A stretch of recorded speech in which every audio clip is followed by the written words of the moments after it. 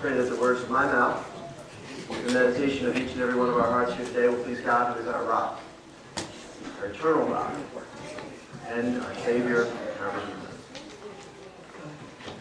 Well, today we come to the end of Paul's second missionary journey. You see it here before you. He started off in Antioch, went up to his hometown of Tarsus, through that chasm in the rock that we saw, the road, up into Derbe, Lystra, Iconium. Remember, as he went northward, he kept wanting to go to the west, to the towns here in Asia Minor. He kept wanting to go to the north in God's Spirit, the Spirit of Jesus, vision. In different ways, God was telling him, no, no, no, and it drove him to the coast. And he got to the coast and he said, now what? He saw a vision. God gave him a vision of a Macedonian man, Macedonia, Greece. The Macedonian man said, come, tell us about Jesus. And so he crossed over to Berea, into down through Thessalonica, all the way down into Athens and Corinth. Corinth was where we were last week. Corinth is where we pick up our story today. Next slide. This is Corinth. Do you remember what happened last week? The Jews in the synagogues got a little jealous. They drug Paul into court, and they accused him, and they said, this guy's teaching stuff that goes against our religion. And Paul was getting ready to speak up. And the judge said, wait a second. You keep your mouth shut. He turned to the Jews, and he said, you're wasting my time. You're arguing and bickering about your own faith. Why do I care about that? Why did you bring this into the secular courts? Secular courts have no authority over that. You don't care about that. It'd be refreshing to hear one of our judges to say something like that today. Secular courts have no authority over religion. I mean, where would we possibly find anything that would make us think that? Besides maybe the First Amendment to the Constitution. But it would be kind of refreshing. This would be the place where the court was met. Paul probably would have stood on this spot here. The judge would have been seated on a raised pedestal there when he was speaking to Paul in Corinth. Next slide. This is Corinth, and what we see in the background is called the Acrocorinth, the high part of the city. It would have been a very powerful temple up there. This temple here was a temple to Apollos, the god of poetry. So we read in Acts 18:18.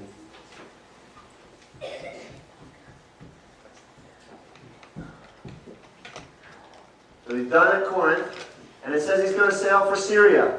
But it says at Cenchrea. Why, if he's sailing for Syria, does he end up in this other little town, Cenchrea? Next slide. You're going to have to know something about Corinth to realize what's going on here. Corinth is located on this peninsula right here.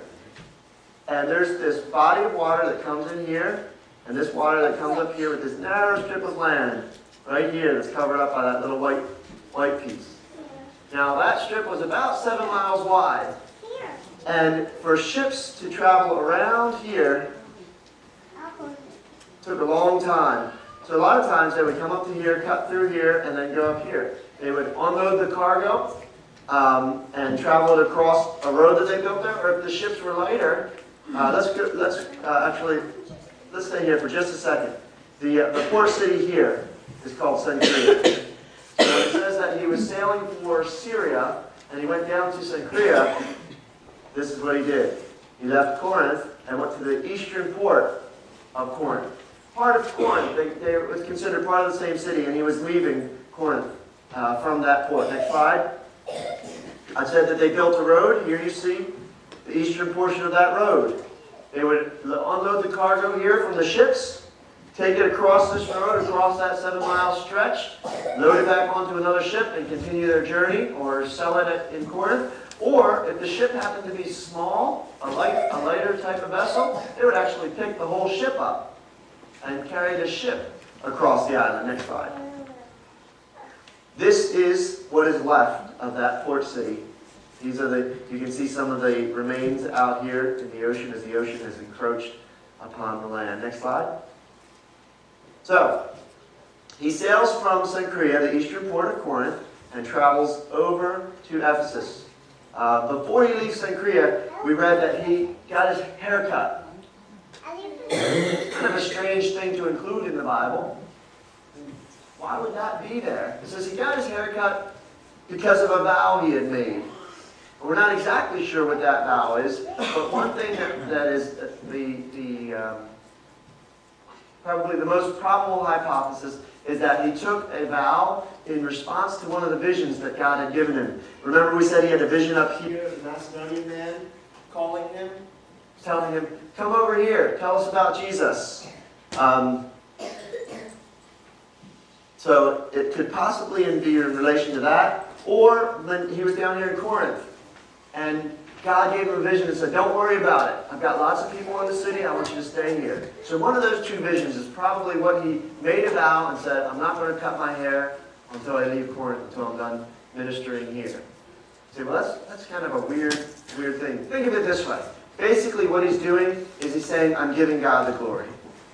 I'm standing here, but I want you to know that it's God who's doing the work through me. And that was just one of the ways that they did that, without having to use their mouth. He probably said it very frequently and acknowledged it with his mouth. But one way to publicly acknowledge it, just to basically walk around with a sign on his chest saying, God's doing all the work. I'm just here watching or participating, was to leave his hair grow. And so when he left Corinth, it was time to get a haircut.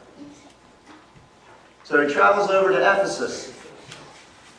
When he reaches Ephesus, he goes into the synagogues and continues his ongoing work of reaching out to the Jews, to the Gentiles, to tell them about Christ. Does anybody remember what happened last time when we were in Ephesus? Think about it. We're going to talk about it in just a second.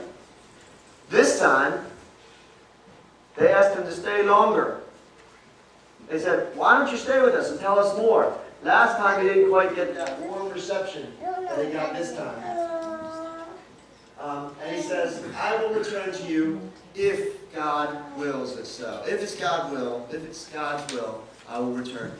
I hear a lot of people use that phrase, I'll see you on Tuesday, God willing. Very common phrase, this is where it comes from. And basically what it is an acknowledgement that God's in control.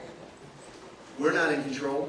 It's an acknowledgement that God has all the power, that we are to remember that. It's also very freeing. It's also very liberating to know that we're not in control. It's scary sometimes, but liberating to know that I'm going to do my best to do what God wants me to. But in the end, I can walk out that door, and that could be my last moments here on earth. We just don't know. And so that's where that phrase comes from, God willing. So let's go to the next slide. This is Ephesus. Next slide. This is a temple to Artemis. Artemis was the big god here, Artemis of the Ephesians. This may start to jog your memory about what happened last time. Next slide. We continue down to the Library of Celsius, which is not actually a library, but a tomb. Beautiful, beautiful building that remains in Ephesus today. Next slide. Another picture of that. Next slide may help you realize what happened. This is a theater that holds over 30,000 people. Do you remember what happened now? Artemis of the Ephesians, the idol makers, and the theater. Anyone? I know it's been a while. Paul and Barnabas, on the first missionary journey, are teaching that there is only one God, and that this God will not be worshipped through idols. That worshiping idols is worshiping false gods. We say, oh, big deal. That's obvious. But to them, it wasn't. And also, if you were an idol maker, you made your livelihood off of selling little statues for people to worship, and somebody came into your town and was getting a lot of attention and cutting in on your business, it's going to get you pretty upset. And so the idol makers got together and they rallied a group, a riot, and they went to find Paul. And they couldn't find Paul. So they couldn't find Paul, they dragged Paul's friends to the theater. And there they wanted to execute them. But this riot went on for a couple of hours,